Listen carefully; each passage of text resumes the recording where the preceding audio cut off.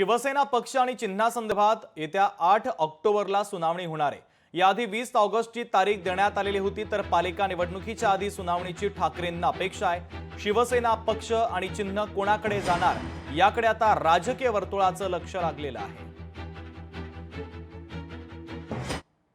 जरी एका खंडपीठाने हा निकाल दिला असला तरी मी स्वतः त्याच्यात लक्ष घालेन। मग मी त्यांना हात जोडून काल विनंती केली, आज परत करतो की सरन्यायाधीश महोदय, आमची म्हणजे केवळ शिवसेनेची नाही तर या देशात म्हणजे राष्ट्रवादीची सुद्धा केस सुरू आहे। दिवसा ढवळ्या पक्ष फोडला जातोय, पक्ष चोरला जातोय, ते तुमचं शेड्यूल 10 का आर्टिकल 10 का काय त्या संविधानात आहे की नाहीये दिसतंय, ढळढळीत दिसतंय, तरी आपली सुनावणी चालू आहे। म्हटलं सुनावणी झाली तर बतावणी कधी सुरू होणार, म्हणजे बोलणं कधी सुरू होणार? चालू आहे तारीख पे तारीख, तारीख पे तारीख। तर म्हणून मी त्यांना विनंती केली की लोकशाही तडफडते तुमच्या दरवाजामध्ये, सुप्रीम कोर्टाच्या दरवाजात लोकशाही तडफडते।